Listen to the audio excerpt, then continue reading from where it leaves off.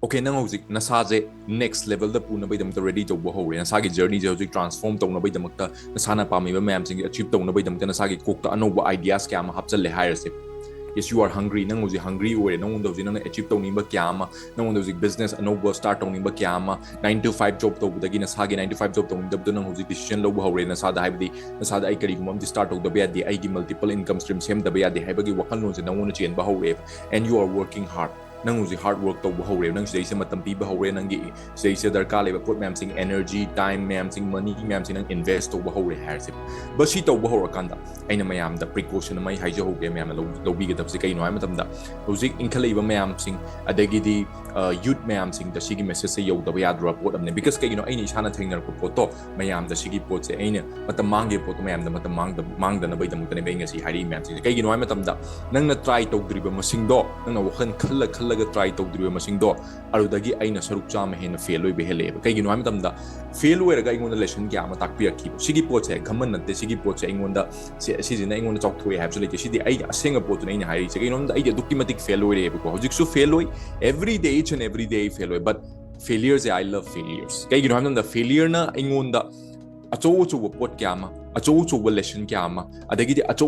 unique things kya ma ingon da pi ko juna failure dagi ai fail kasing na ga di success dagi failure ne hena ingon da nuai je kai no failure je mayong na kana success ki ama success no phado ama khaka lak pa je ingon da yam thina tang ba yam thina nuai ba unique feeling one pi aduna sigi pose na sana learn to bahura kanda sana sigi lambel jang jala kan no sum to saran sigi pose khang kani but aina har ka duishi hojik nang na business ki line changninge nang hojik nang entrepreneur oininge adagi nang hojik anoba na sagi innovative ideas puthoga na sagi anoba kya ma transform toroga society ki mateng pangning ba hore then nang nahan dagi khallaga ler ko mayam sing do nang nahan ai nongmati kai no mi tawge khalak mayam sing do now it's your time nang hojik matam yore ai hojik tawg da ba de phamung dagi hawala ai hojik tawg da ba yadre hai matam do yok chale bas dei se ina haiga doise yes you are right nang na chali pham do ai thagal le I'm so proud of you chino ma'am sing aina haidu se aingon dagi han boy rangani ai kha tha boy rangani it doesn't matter mi oi bani ai haidu se nang tori you are moving at the right direction but say section bigedab se nang business ho toro matam da aikoina an ba ho toro matam kai da focus to ga na product da focus to we aikoi gi leizabi paisa ma'am sing adagi di anything aikoina talak pa paisa ma'am sing da koina kai da wi ai sam su to we product ta na focus to gudabane product ta loin mag invest to we ba han product to focus to gudamni but nangi leizari ba pisa ma'am da product loi ma hundok ki tardi product same da product ki keno to na buhon amatam da loi to ki tardi hayeng nang na business launch story business launch store kana nangunda adugi ahan ba adugi hardest part to yes nang na adu lali eba nang business e hawdok pangam eba adubu nang na nasagi backup ta nang na marketing gi dam ta nangunda thamaudragadi nangunda heng awaba ki am lakadi kay ginon ma sales laktaw matam da marketing haitragadi marketing tawdragadi business e grow to ngam aroi but maraksida ene haijuje ai gi digital entrepreneurs community da changning ba miyoi sing da haibidi tasengmaki business build tawning ba tasengmaki akhang kan ba tasengmaki multiple income streams sending ba mi oi tar dei haiju je makha da link hapcharam ge description na changbiro www.highachieversuniversity.online na changbiro changa se je form fill up tawbiro ai gi team dei call lakan da kai gumba nang na chana boi tar if you are fit tasengna sigi post nang you are welcome to High Achievers University kai ron da sengna nang digital business change multiple income streams same ge sumaina build tawge habo kon laita nang passion do laita you are welcome to High Achievers University kai no ai mi am logjatre hoje kai no da nang na pesa fana thigi hai tar su oiroi do mi changa engon de matha sai adugi poto enga si hai je oigadaba tasengma ki hunger leiba tasengna build on mi oi tar welcome to High Achievers University ko aduna sigi pot se khangada bane ko marketing to bu se am important hoiba product the focus to gune du product puna mang loi invest to ki tar example da nangona 50000 rupees lai has 50000 rupees nang na 50000 rupees ma oi ma product invest to ki tar marketing garan to bidunu marketing to dragi nangi product to kamai yo lakadu mina kamai khang ka duinu dai dinangi business to khar layer ka tha taru phar pa tha hum phar pa shut down to season a business fail ori ma'am singte hey khawr pa business fail ori ma'am singte dai game gi nate backup laitaba in the sense marketing to na bai laitaba alagi marketing to ga paisa generate to na ba lambel khangdaba sigi pot ma'am singna business long lasting oi ba ngamdri ne product di focus to product to hold kan ai gi business launch to ren wai dem hype dem wai ba ai gi business ma launch to ai sigi founder ne adu ne dan hojik everyone is a founder ai founder ne adu ne dan loi hype de loi nuai ani ba adu bu sell torom dai me kup sine ko ai lu raise business da launch to thora matung da sell to banga mak to matang je kwai di hardest phase ne because I have been there ai adu mafam thengnagrabane aduna adu matamda nangonda shut down tawning ba nangonda discouragement kya am lakani nangonda give up tawning ba kya am lakani de na sada khalakani khaloi da wakan kya am hay matamda business de aigi damak to oiramdre gai khalakba adu lale adu khanbi ganu aina haidu je everyone je koina scratch tagi loi learn to budabane aduna sidagi chen ba adu bunga si aina hayo je precaution je prevention je lobby ho nangna 50000 gi business do ke hai 30000 de nangi product invest to tajo testing the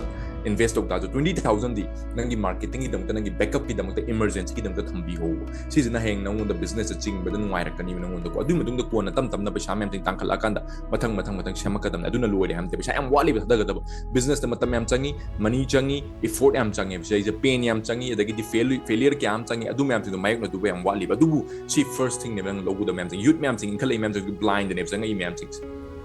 blind ne bijang ai mem ting aduna sida soina haiga da bakhle ekoi manipur da di marketing harga influencer marketing ka khange habi celebrity da influencer da khak product khap pi daga sumain to honbe si ketane marketing moin uri mem ting je but sida gi hen da kana ba market hi ju kana de hem de kanai but sida gi hen kana ba marketing kya amne khang da min di har kan manipur da si khak chane influencer marketing khak chane ka har kani adu nang khang da bagi ne adu khang da bagi ne ina har ka du je hauzik ti ano tholi sum yeng bio business ano mem ting je Facebook advertisement Instagram advertisement mem ting to ani kai gi no sida gi scam lakani retargeting scam sidagi nuai ba scam dai ba khang da bagi ne bisigi pot mem sing judge to we mem sing khang da bagi karim da try to ba mina de sigi person judge to ni ek da du no mani put Facebook marketing toroga Instagram marketing toroga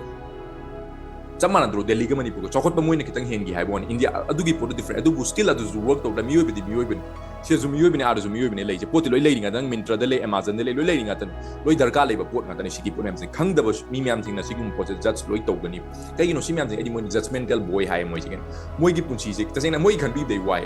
kai no na moi di only judge to ge mi je only sidar ge khang da ba hai pa sai ga to ge ta to ge loi to le ra ba ne masala to ba to ba ta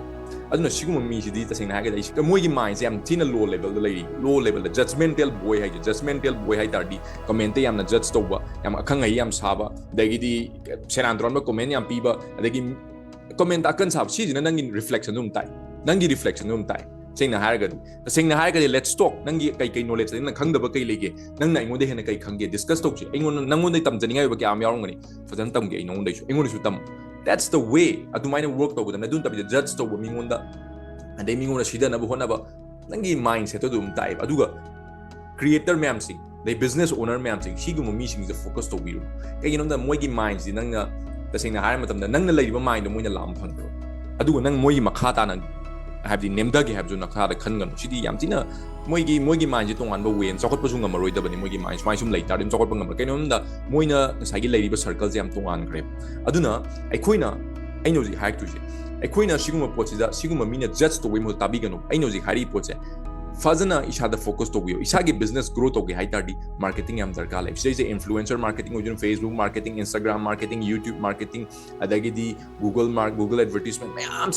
sing darka lai kai nonam si jina nangi heng transformation to ko adu ko ina haija gi do business to mutam da hauzik ti manipur da khak base to biranu hai online da lakma mutam da north east da all over India da nangi customer hengalakani dagi di nangi requirement hengalakani nangi brand gi popularity hengalakani adagi heng crisis sam lakma mutam da su nangi business to still survive torkani aduna aina haidu khangdriba mayam sing do khangna bo na biru khangdri mayam sing do kaino Facebook marketing tamjan bi ba ho isana try tor so to biru YouTube marketing kaino isana khangjan bi ba ho adagi influencer marketing kaino khangdab so influencer marketing kaino khangjan bi ba ho direct marketing kaino khangda mayam sing khang ba ho jan biru kaino na si mayam sing nangi business te yam thina darka le rakani si yaugdana na kaino product dang focus tor ga gi business launch tor ai mung da fam lai tardi nangi business us ke should grow to so ngam aduna growth ne koina pamis scale to bujine koina zik pami mayam sing aduna hozik scale to mutam noi dum uram gani yengo hozik new brand kam thole ano brand kam promotion thole mayam sing je kai gi no hai matam da si je promote Facebook advert kaino Facebook advertisement da koi gi price se koina compare to mutam cheap ore koi gi budget la hai aduna budget la kan but budget la hai po se koina se marketing to hu hai be se koi dam ta kana pone e-commerce hoishunu service hoishunu coaching hoishunu whatever nanga to your business to be nangi related over po to the advertisement or pipe kaino exposure pi ne exposure pi nangi investment makhalam sigi return da lakaduni nanga si 20000 thada base nanga right way thada tarde 20000 to 50000 on thorok kaduni 50000 to 30000 on 50000 to 1 lakh on thorok kaduni sumaina sigi investment this is the way to invest your money Sinebo aina har ka do myam invest har ga only mutual fund da kak invest to ba adagi di stock da kak invest to adu kudan investing ne hamte nangi business ama build or ga business bu grow to na shema iba multiple income streams shema iba si jo acho investment amne because I love business I give in the business ne ko ino da business ina nang heng chawna shema ko matam da adu aina ham business ha long term ne ngatangi tha ani thadaraga du na pisa pai ni hadi nang khalro no matam changi it is going to take some time adugi potul nang focus to tam ne adu aina haiduse backup ma'am si nang ready to nangi mind ready to you kay inom aina thengna ki pot ma'am jenu thengna haning da baini aduga si khanga da ma'am sing marketing da fazana focus to godaba aduga nangi audience masak munna khanga da ai gi loin ma customer ne haiba sunga deba ai gi customer se kana kana no adagi di ai gi customer se kari kari tawri gi haiba hojik aina haiduse youth ma'am sing ne haiduse ko mapan tho kay gi no mapan tho ai je mapan tho ko ngon da kana ba kyam pire kay gi no ai hakeba mapan tho di mi yam unare tardi ke tawri ham da nangi business card to ida moide exchange to matam da nan ngasi haram matam na mana bam da ngasi haram eba suppose nan ngasi ke haram matam da e bai ai gi business am launch to resi dei nan ngasi gi business na sigumba mi play tar de ngon da haibiru haram matam da kana na khange haing no phone ko la e bai nan nan haram du nan lai gedra kot kedra haina hawr tar de du gi ngi business se hawr abane aduna sumai sum referral sandurok ki tar di mathang sandurok tar di nangon da gi mi require everything the customer sum chang tar nan gi business tam na build over nan customer lai tian wari mem sing do build over hawr abane adagi di mi khangna basum hendalak tar di nan exposure acho mi ngi thengnar ko matam da influencer ang celebrity ngi thengnar ko matam da nangi product to promote to no matam da mo na kana ba kyam la nangon su kana ba la sumai to na grow to phamung da khak phamaga phone da khak me laga hojiti mayam na phone da paisa ta ni je kamai isu tan yarwe sumya yarwe adugi matam do sum adu sum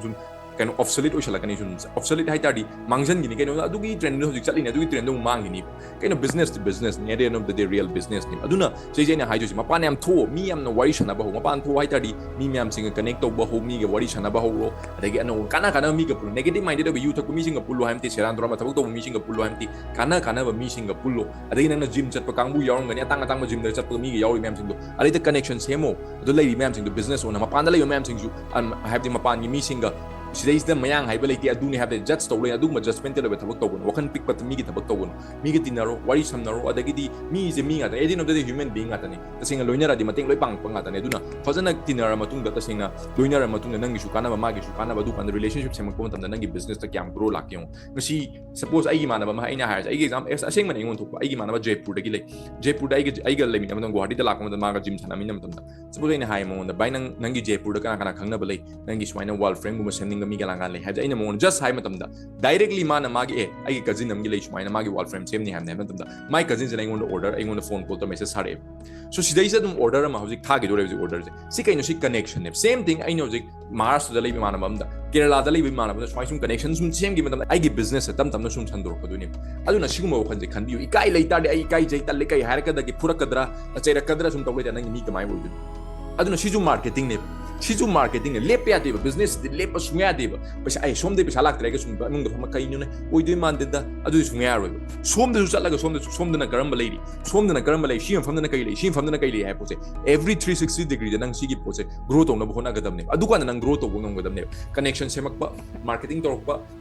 adagi di promote wa work pa customer satisfaction pirak pa dagi di you know growth on double times triple times multiple income streams semak pa kai da kari legi ma'am adu matam nangi business ta grow la ai guarantee pirang gi nangi business ta grow me am paisal kan adu matam adu bu nang na hona draga di famung sum tum le ga wakan sum khal le ga ki ra ga sum lai tadi you will never grow aduna youth ma'am sing the 18 sai time pan su gera sai kun su gera kun thoi su gera kun doi su gera kun thra su gera kun thra nga su gera kai gum nang nangi business ta mai pa ke nangi life ta financial freedom por ke nangi business da gi transformation la ke ai tadi you have to go out you have to do the marketing nangi backup fund tham dam ne mi loina ba hai tam ne wari na ba hitam wangang ba hitam ne le transform to na bhona tam ne sakak pe adi ego lo tho ade kamai to ga transform to ne ba kon khalo da gi di referral ma'am jing chemo mingon da free da pithok pa tamo na sa gi dang oi jaba khalakanu give and take hai ba po cha sigum po cha lakani adu mo po sing je khanga kan then you will do better in life in high dose aduna financial freedom phangna chang pa matam da sigum po ma'am je khangjal yamna darkar lai investment yam darkar investment not only money nangi time nangi money nangi knowledge adagi di nangi effort si ma'am sing pira kan then only you will grow better in life adu matam da nang na failure kini adu matam zo ekdam mai pa kan ya like failure ba kyam ai nga sai gi do nang na try to dribe masing do wakan khalaga try to dribe masing do adu dagi hen ai na failure like have the mara ma'am dai ra ban ai na hai po che aduna failure ba se ki gano failure oira kan ngon tamak do ni failure kan da kasi nang on suppose nang asi pot am botwe pot se yad re mina complain like engai like next time adu improve to no bona lo adu dagi nang kappaga dagidi wakhandan lonjallaga as ai ngamdui mandin to budu sunga yaroi next time they improve tawjarake haigam amuka next time they improve tawga amuksu yaroi ruzum kaidongni amuka su improve tawno mohon adadam amuksu yadre amuka su improve tawno nangi satisfaction su pang phangaroi satisfy phangwe numit nangi numit loirabani satisfied sungam phangwe nang develop tawwe okana chelakani adum tamda adu yakhando nang right way the move tawrini adu kana nangi business the grow lakani matang matang na changes ki am lakani aduna this is the way akoi life to sungari every day ko improve tawni no mo ta ko satisfy ogenu ai sina sigi punchi sina yare adudi nangi punchi loirabani yam wali bi hinga tab seng tab yam wal na hanga tani youth ngata ne ko mem sing aduna keep working keep grinding enya haidu keep working keep developing failing oisunu learning balaksunu it doesn't matter you are moving in the right direction nana hauji haudo ke khali to haudo backup fund thamo start doing me connect to bahoro nangi business promote to bahoro sandok bahoro trust me nangi sale lak pra lak tabri nangi business the confidence lak pra lak